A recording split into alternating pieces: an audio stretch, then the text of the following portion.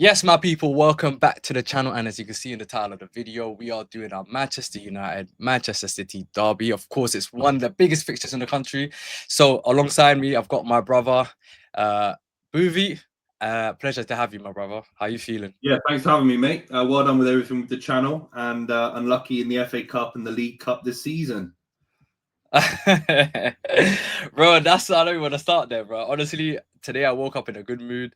You know what? We've got Carrick now. I'm trying to stay positive, but through all the storm and through everything that's going on right now, I'm trying to remain positive. But yeah, it is dark times right now. But I do want to get your thoughts. Actually, I want to get your thoughts, obviously, from an outside perspective. What's your thoughts on obviously Ruben Amorim getting sacked and everything that's kind of going on with Man United?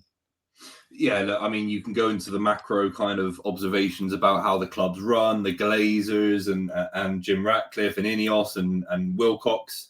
I think there's a lot of issues there, fundamental issues. I think if you're Guardiola, if you're Luis Enrique, if you're Jurgen Klopp, you wouldn't want to touch that with a barge pole if you're one of the best managers in the world.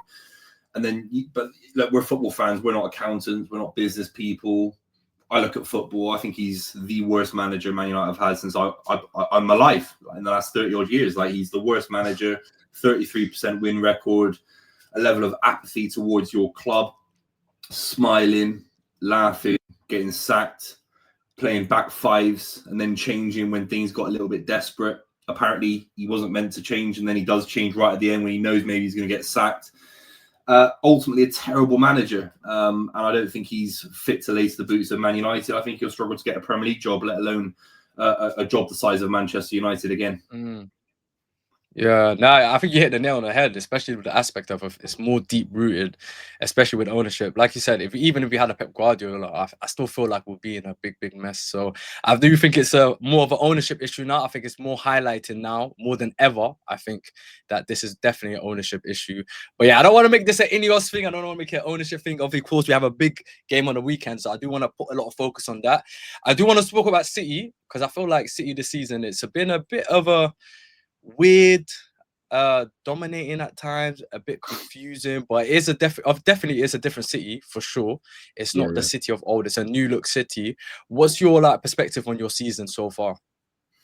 I think it's a lot better than it could have been. I think last season was so bad, and people sleep on how close City were to not even qualifying for the Champions League. It was some unbelievable form at the back end of last season in the league to guarantee that Champions League place. Omar Marmoush was a big part of that. And getting to an FA Cup final, I think, was actually a little bit... I think it was a team running on steam. It was a team running on kind of getting used to getting to a final. And then when it got to the final, it didn't really know what to do. Lots of young players involved. Look at Nico O'Reilly last season, the FA Cup final against Palace, had a good game. Marmoush was a new signing. Jack Grealish didn't get off the bench. So last season was a real weird season in transition, very flat. This season, I think the club's come so far so quickly, it's scary. I think City are in contention to win multiple trophies this season with a brand of football which is getting back to where we saw the Centurions and the treble winners. I'm not saying it's better, but I look at someone like Semenyo coming in, who I think is one of the great ringing endorsements for modern football in terms of how you can be a footballer. Yes, you haven't arrived at the Arsenal Academy or the Chelsea Academy. At one point, he was at Stroud University, and a manager's had to take him and sort of say, mate, you have to get back into football. You have to work hard, and you have to go through non-league. And to now be playing for Pep Guardiola and scoring 2 goals on his debut, should have been 3 with a crazy VAR decision. It is a ringing endorsement for how good you can be as a professional. How professional you can be. So Semenyo, Doku, Cherki, Haaland, Reinders, Nico O'Reilly in midfield, Rodri's back. It's been unbelievable, mate. Yeah, no, I agree. I think a lot of the players that have come into the team, I think they've had to kind of hit the ground running. Donnarumma as well, even the goalkeeper, I feel like he's been having a tremendous season. Who for you do you feel like has been like your standout this season so far? Because I feel like, I don't know, like there's been times where obviously Haaland being Haaland, then Foden had his little moment as well. Cherki's been on fire. Who do you think has been like your standout player for you this season? Look, Cherki's the obvious one because he was missing for 2 months with an injury. He had an unbelievable debut against Wolves when he came off the bench. I think it was, got a goal and an assist in his first game. And then he gets injured for such a long part of the season, comes back. Like, he's doing things that I've not really seen in the Premier League. instinctive flicks, the kind of flicks that David Silva wouldn't really do, the kind of flicks De Bruyne wouldn't really do, different players. So City might have ended up with a brand new Maverick that he looks nothing like De Bruyne as a profile, nothing like David Silva as a profile. It's a strange one. I can't really... I mean, Adel Taarabt is a bit of a cheap answer because, you know, Adel Taarabt was a brilliant footballer, never did it at the highest level. Like Cherky's currently doing it for Man City in the Champions League against Real Madrid, for example. But he's a bit like Adel Taarabt in terms of just natural street footballer. So as a football fan, before a Man City fan, that's how I see myself. Is I love football and the sport. You know, we don't have enough of these. When I was a kid growing up, when we were kids growing up, you have 20 ballers like this in the league. All around Europe, Ronaldinho and these guys, Juninho. Yeah. No, we haven't got any really. And I think Cherky comes in and he's doing it at the highest level. I think Cherky's the one for me, but someone underrated has to be Nico Gonzalez because he's kept the side going when Rodri's been injured. Moves the ball beautifully well, not trusted by Pep last season. Even rumours he could be sold in the summer. He's been incredible. And now Rodri and Nico can all play in midfield, and Nico Gonzalez. There's 3 defensive midfielders out of nowhere, and that's scary for the rest of the league. Nah, I think you described Turkey perfectly. I think you kind of summed it up well. For me, like you said, he's a maverick, but also I feel like he's a type of player that's kind of dying. I think that type of player is dying in today's modern football, and there was a lot of question marks about him coming into City because a lot of people thought, is he a Pep type of player? Is he going to be able to have the work ethic that obviously Pep looks for in his players? But sometimes, bro, I'll be so real with you. I don't think that type of stuff, I don't think matters sometimes. I feel like sometimes you just need footballers that get the fans off their feet. And Chuck is definitely one of those players. Every time he gets the ball, you feel like something's going to happen. So, yeah, man, obviously, I'm a rival fan. But at the same time, like you said, a football fan, I'm kind of glad we have players like that now in the Premier League. But, yeah, I think he's going to have not just a tremendous season now, but I think he will be a player that by the time he leaves the Premier League, I think that a lot of people are going to have fond memories of. But of course, we have the derby this weekend, brother. I always feel like this fixture, is one of those fixtures that no matter what form both teams are in, I feel like that kind of goes out the window when you go into this type of game. Even under Amram, I think we played you 3 times. We won 1, you won 1. I think we drew 1. So out of the 3 games, right now it's currently even. What's your thoughts, obviously, going to game? Of course, it's huge for you lot because it's of course, you're in a title race. You're not trying to lose any more points. You're already 6 points behind. And obviously for us, we're still trying to salvage our season. We've got Michael Carrick that's coming in now. What's your thoughts? If you have any predictions or what's your feeling going to the game? Are you confident? Especially because it's at Old Trafford as well. Yeah, I'm mega confident. I think you guys have been absolutely dross in the last few weeks. Maybe it's not Carrick's fault. He's just come in. Darren Fletcher didn't really set the world alight. The way City approached the Newcastle game, I think Newcastle are a far better side than you in terms of player for player, and Eddie Howe as well, and the fan base are up for it. And I think ultimately that performance, stopping Newcastle United scoring at home for the first time this season, Nico O'Reilly in midfield controlling things, Semenyo devastating, Doku devastating. I look at it, I know it's a derby, but I think it's the perfect opportunity to go to Old Trafford and really smash Manchester United. I really think it's going to be a big scoreline. I don't think Carrick's got anywhere near. I on some level, can't believe he's managing Man United. I think it's a complete regression. I think Ineos have done well to hire an ex-Man United legend because it covers over the cracks. He shouldn't be anywhere near Manchester United mid-season based on Middlesbrough. Did very well to develop some young players. You look at someone like Akpom, Hackney. But ultimately, this is Manchester United, an interim manager. So I actually think City, if City click going into the game, Doku on one side, Semenyo on the other, I think it could be 4 or 5-0. I'm not even trying to. Wow, 4-5-0. Yeah, I feel like you are a wine merchant, so I wouldn't be surprised if that is what you're trying to do. No, but you know what it is? It can go both ways. Like, I can't rule that out. Yeah, as much as I don't want to hear that, I can't rule out the fact because you've done it to us in the past. You've already done it to us this season, 3-0 at Etihad. So I wouldn't completely write that off. But also on the flip side, I do see maybe a new manager bounce, given that obviously Carrick's an ex-player. We've had a good record with you guys when we had Ollie as our manager as well, another ex-player. So I don't know. Sometimes, on the day, maybe the feeling, maybe the mood, maybe it feels like a new lease of life for the place. I don't know. I do feel like it's one of those games I can't predict it generally. It could either be maybe a shock win for us, or a draw, or you guys smash us. So I'm finding it a bit hard. One thing I do agree with what you said, though, I do feel like they are kind of pulling emotional strings with the Carrick appointment. Like you said, it is covering the cracks. I do agree with that because Carrick, I love them as a player, and then I don't want it to be a situation when I come end of the season, I hate the sight of Carrick, and I feel like that's happened. I think it happened with Ollie, even Darren Fletcher. Just the 2 games that he had, I've already kind of looking at him a little bit funny. Do you know what I mean? So it's sad that these players are coming back with good legacies, coming back and then being put in these type of situations where it's not their fault, but they're coming to a situation where I don't think they can do much. I don't think they're equipped for it. And obviously, I want to give Carrick a chance. I don't want to jump the gun just yet because he does have 6 months to, do something and impress us. But I'm not too sure. I'm not too sure as to what direction this game is gonna go. But in terms of the actual derby, this potentially could be Pep's last derby. Well, he's got a contract. I believe in contract law. He's got a contract. I don't know why anyone would tear him up. But he's getting paid as a nice salary. Maybe he wants to take a step away from the game. I don't know where he goes. He's building a new side. He's signing new players. I think he's going to stay a lot longer than people give him credit for.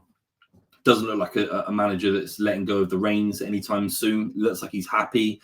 Looks like he's excited.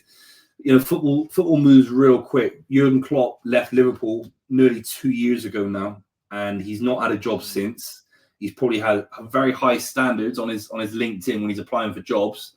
Oh, I want a world-class side. I want £200 million a summer to go with, and I want loads of experience, and I want owners that are great owners. And Jurgen Klopp has probably not found a single club that matches that criteria, except for maybe Liverpool. He's not going to go back there because Arne Slot's there. So if you're Pep Guardiola, you think, am I going to find a side that is so willing to play my brand of football, sign some of the most exciting young footballers in the world, and the academy underneath it as well? I think he'll look, and hopefully as a City fan, maybe I'm a bit biased, I think he'll sign a new contract more likely than leave this summer. What about national team? Do you think maybe he's trying to explore the challenge of going into national football? Possibly. It's a nice, as football fans, we're chatting now. It'd be nice if we could have a debate. If we're doing a podcast one day and in the future, I can go, oh, mate, Ferguson did this at Aberdeen, then he went to Man United, and then Pep went to Spain. He won the World Cup. On a day-to-day level, will Pep Guardiola want to wait every quarter of a year to get a load of guys in, coach them for a little bit, then they go back, and he has no real say? This guy's a football, he's a complete football addict. And I think he's too early in his career. People forget how young his career is. It took Sir Alex Ferguson 25 years to win 2 Champions Leagues. Pep's won 3 Champions Leagues in half the amount of time, and he's not managed for 25 years yet. I think I could see him going longer and longer. Why not?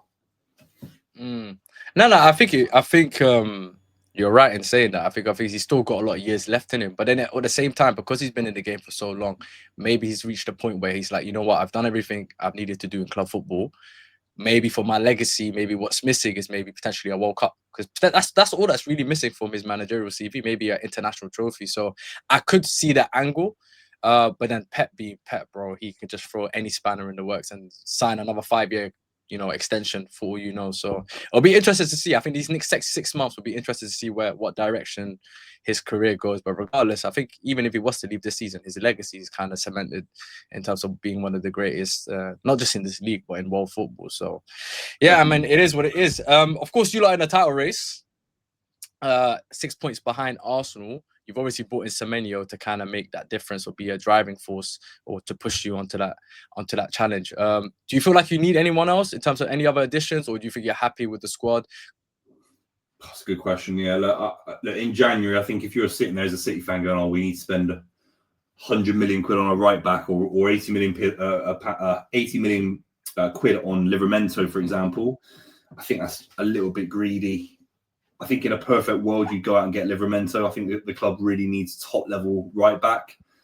But ultimately, Max Alain's come in. I don't know if you know much about him from Watford. Yeah, I saw him. That was a famous cricketer. And he is unbelievable. So when you talk about defensive backups and can you go and sign a centre-back, which I was saying a couple of weeks ago when Guardiola got injured, Diaz got injured, Stone's still injured.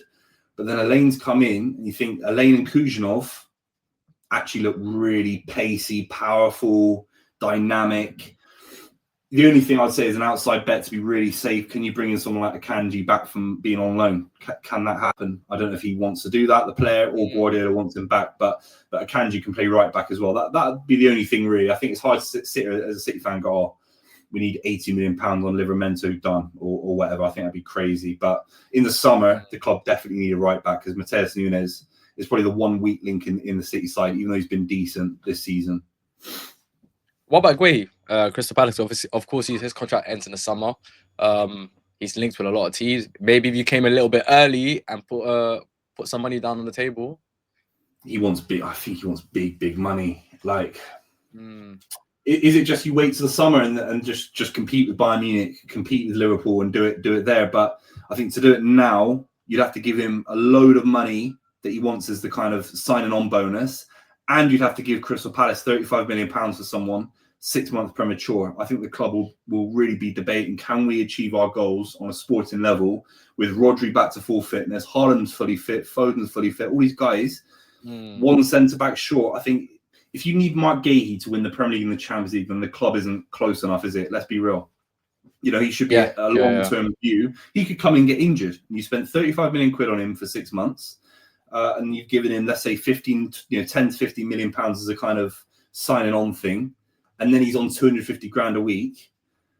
I think that's crazy money, really. So unless he wants to come now without a signing on bonus, but I think he's waiting for that signing on bonus, which you got to say fair play because he's a world class centre back. He deserves as much money as he can physically get, really.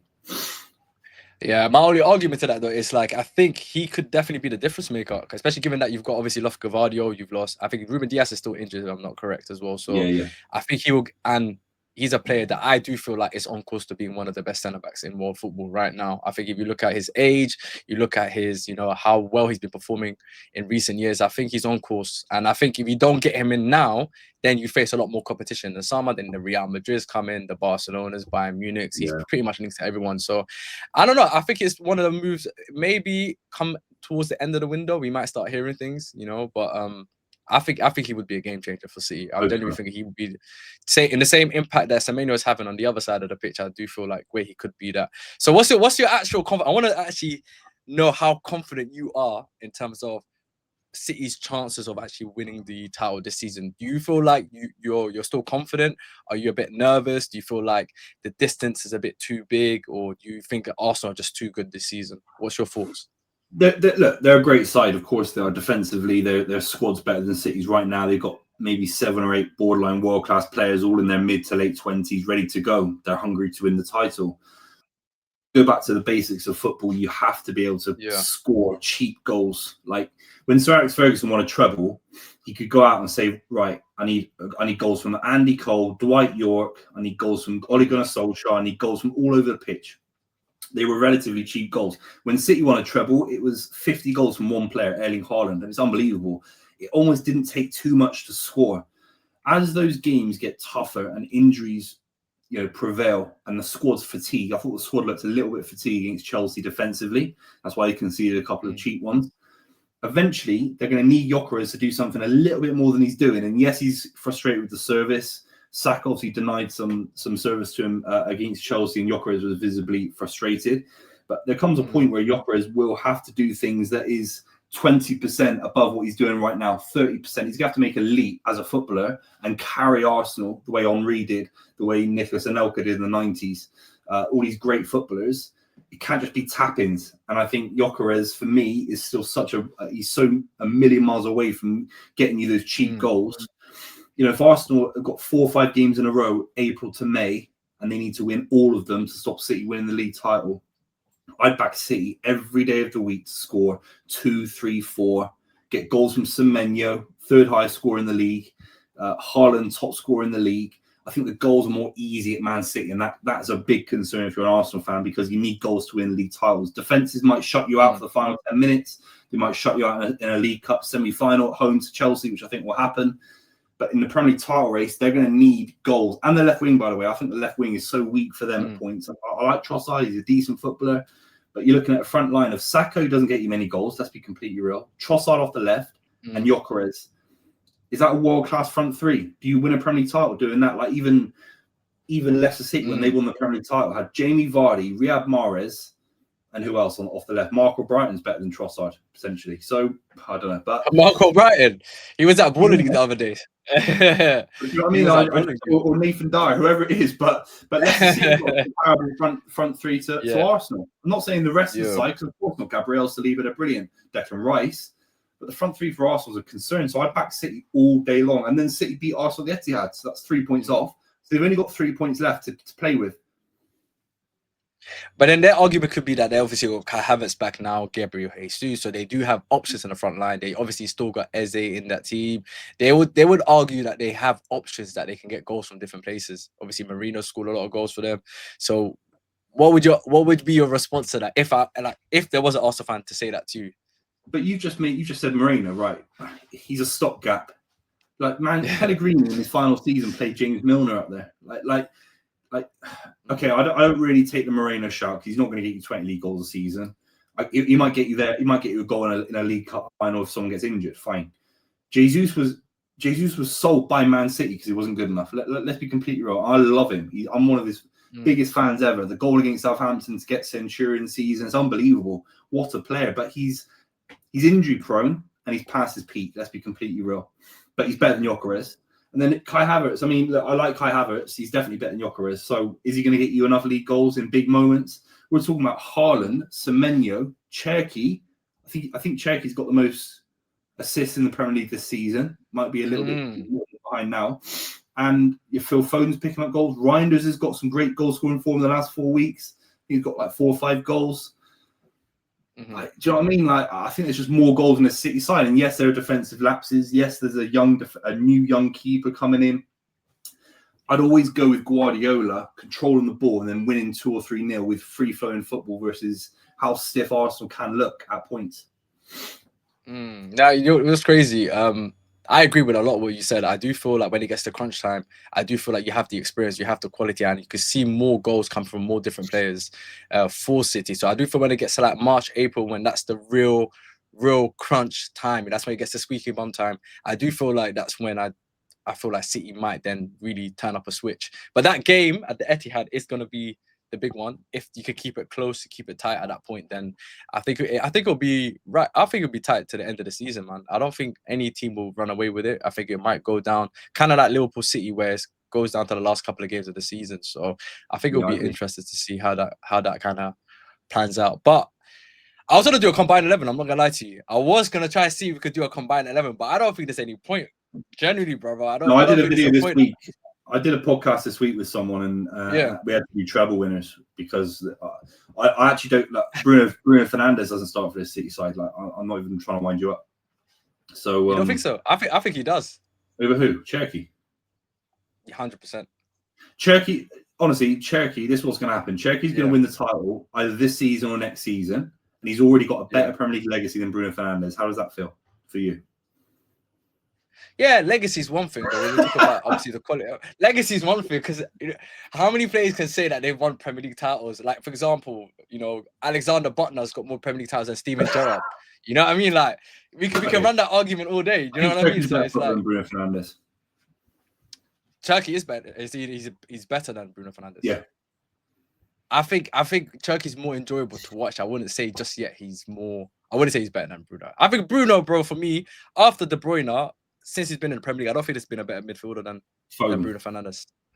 No way near. Come on, no. Cole Palmer is showing to be a one-season wonder.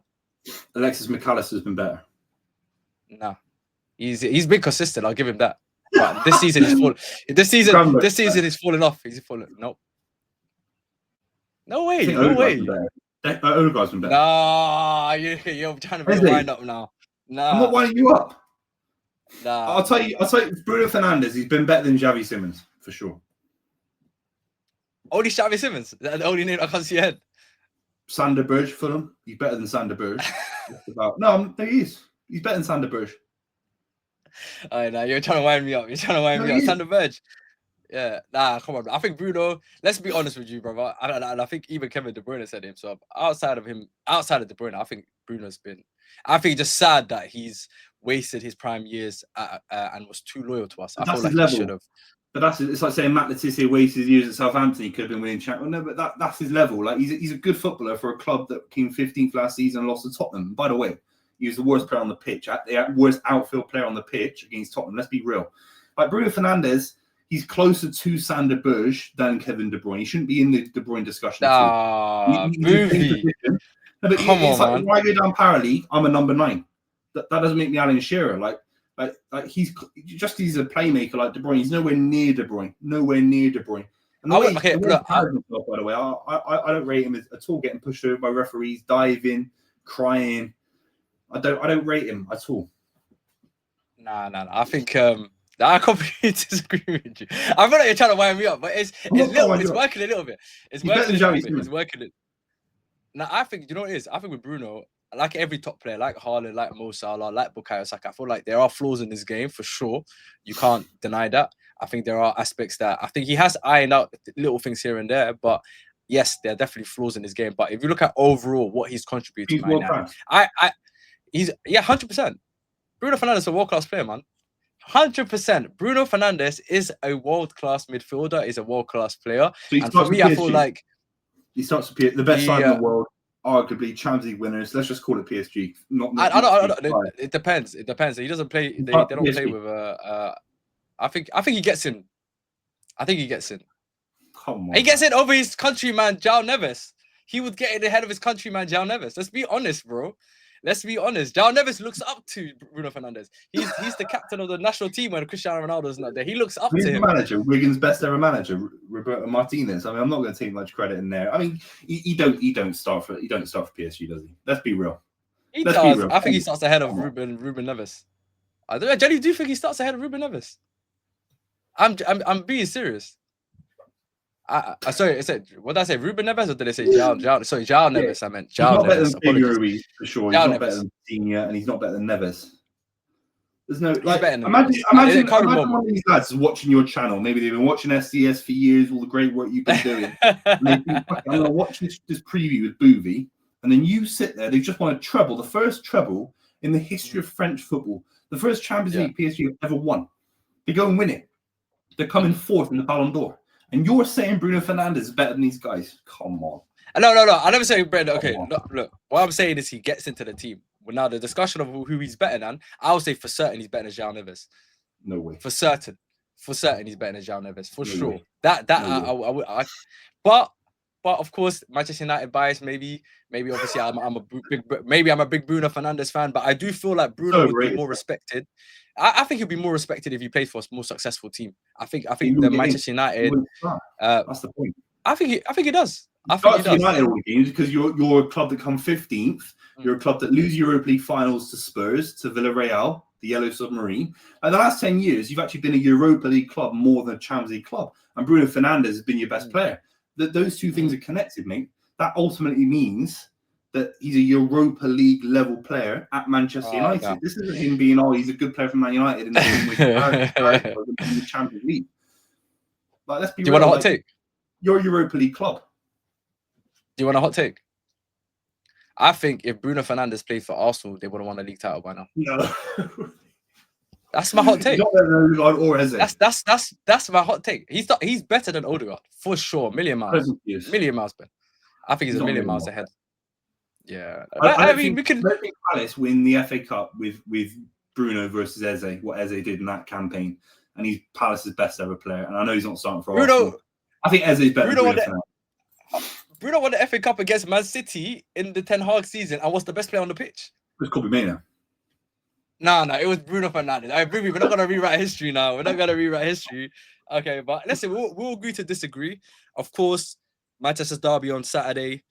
I'm gonna take a quick prediction from you.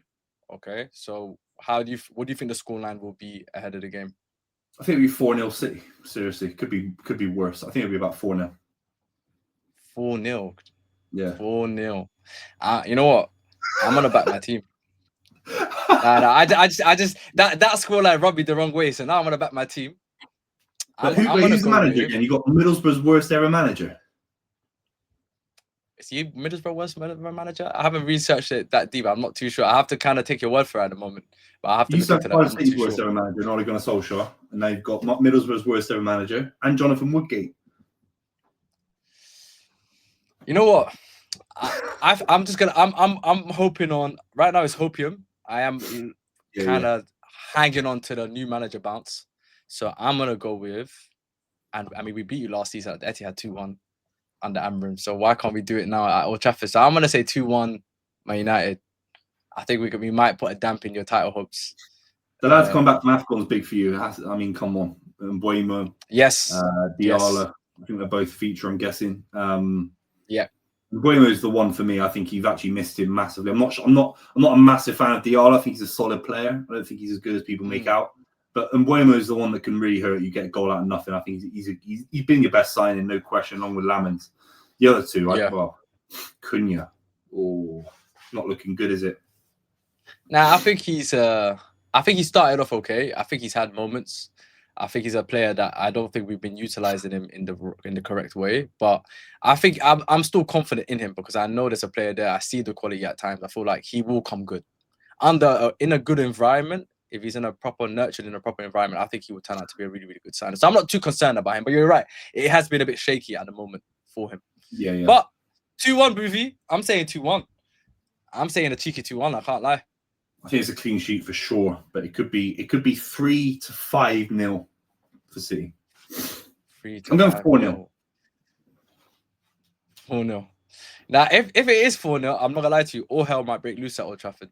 It's scary for you lot because I think there are City fans, watching this video, thinking about the game, whatever, and they'll go, "We can either play Semenyo, Cherky, Foden, Reinders with Rodri. That's scary, and Haaland. That's scary. Or we can go Doku, Semenyo, either side of Haaland against your fullbacks. You might have to go back to back five.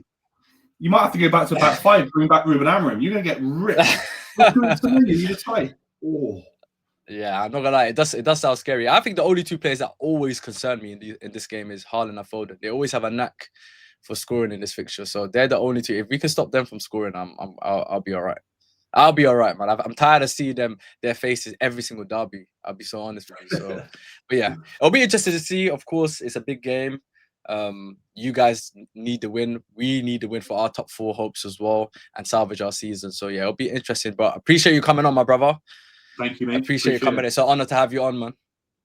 Yeah, no, great to be on your channel, mate. And best of luck with everything. Obviously, enjoy the game. We'll try to anyway.